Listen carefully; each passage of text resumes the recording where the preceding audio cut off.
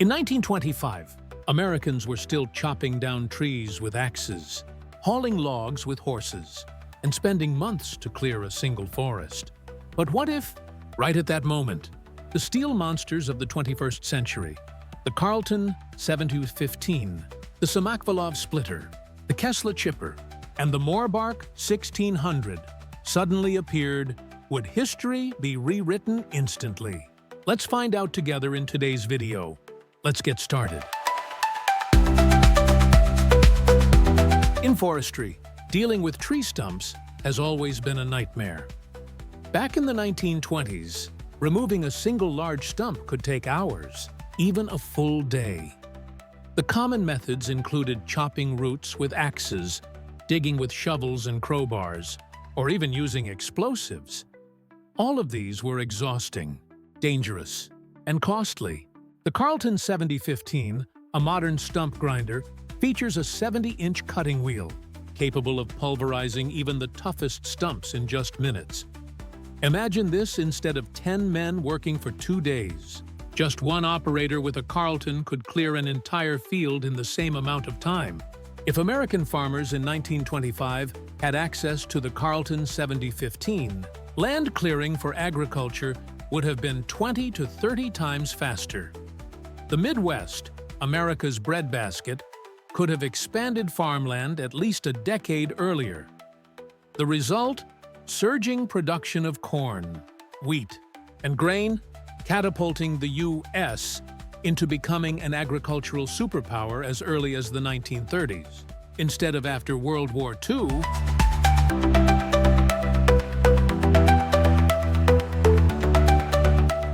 the Samakvalov wood splitter is the perfect example of the design philosophy: simple, yet effective.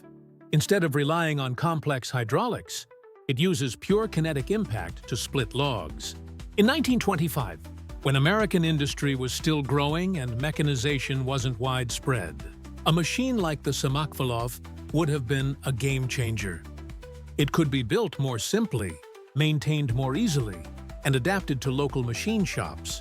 With just a few of these splitters, sawmills that once needed hours to split logs by hand could suddenly process dozens of cubic meters of wood per day. That not only meant higher productivity, but also fewer workplace accidents, a major issue in the logging industry of that era.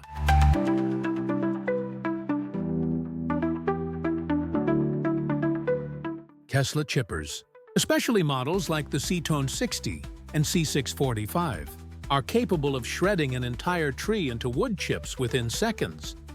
That would have been an unprecedented leap forward.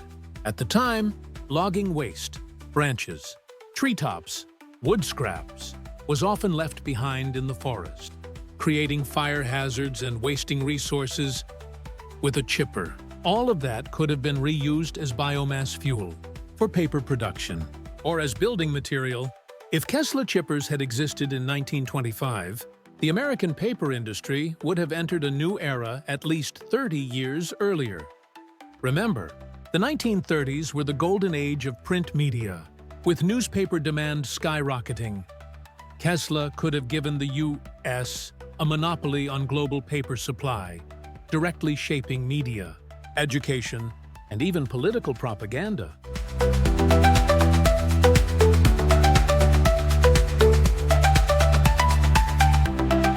In modern forestry, the Morbark 1600 is seen as one of the most powerful machines ever built, boasting over 100 horsepower. It can devour a pile of logs the size of a house in just minutes. Placing a Morbark in 1925, America would have meant productivity exploding exponentially. Back then, a typical sawmill with dozens of workers could only cut a few dozen cubic meters of wood a day. With the Morbark, that number would multiply hundreds of times over. This meant that grand projects like transcontinental railroads, the Hoover Dam, or massive industrial plants could have been built far faster, fueled by abundant lumber supplies. U.S. infrastructure might have outpaced Europe decades earlier, giving America an overwhelming advantage. But if all this really happened, Would the U.S. have risen as a superpower by the 1930s? And how different would our world look today, with giants like the Morbark 1600 or the Kesla Chipper in play? Land clearing and infrastructure construction would have been dozens of times faster. Vast fields of corn and wheat in the Midwest would have appeared after just a few harvests. Instead of decades, railroads, dams, and factories could have been completed in mere months, at a pace unimaginable to the rest of the world. America would have entered the mechanized age at least half a century earlier. Consider this: the U.S. only truly rose as a global superpower after World War II. But with these steel beasts in 1925, that position could have arrived at least 20 years earlier. America might have been number one as early as the Great Depression, while Europe was still struggling to rebuild after war. Yet, technology is always a double-edged sword. In 1925, America's workforce was still made up largely of farmers, manual laborers, loggers, and pioneers. If machines like the Carlton 7215 or Samakvalov Splitter had suddenly appeared, millions of jobs would have vanished overnight. No need for hundreds of loggers when one machine could do the work of an entire crew. No need for thousands of farmers clearing land when a single Fendt 930 could devour a forest in days. The problem at that time, the U.S. had no real social safety net. Mass unemployment could have triggered riots, political unrest, and maybe even pushed America into social collapse before the Great Depression of 1929. If America had become a superpower in the 1930s, the geopolitical map of the world would have shifted dramatically.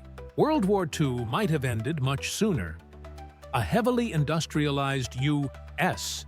could have mass-produced tanks, planes, and weapons at unmatched scale, leaving the Axis powers little chance.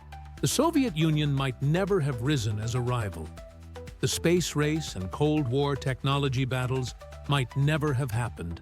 Most importantly, instead of the American century beginning after 1945, it could have started as early as 1930.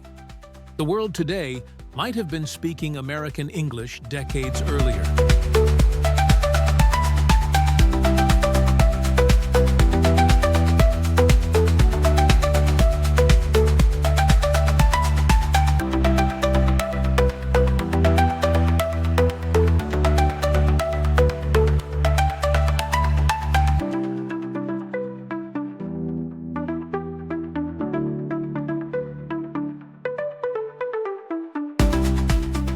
But behind that dream of early superpower status lies an environmental tragedy. In 1925, there was no concept of forest conservation or sustainable development. Machines like the Morbark 1600 or the M&J 6112 shredder would have chewed through ancient forests in just a few years. North America's old-growth forests, which took thousands of years to form, could have been wiped out before humanity ever understood their ecological value. In other words, if the U.S. had advanced half a century earlier, our planet might have lost a huge portion of its green lungs long ago. And climate change. We might not even be talking about it today because it would have struck 50 years earlier. Perhaps the very fact that these machines did not exist too early saved us from disaster. Only now, with a more mature society, can technology truly serve as a tool rather than a catastrophe? So, what do you think? Don't forget to subscribe and leave a comment, because the answer might just change the way we look back at history forever.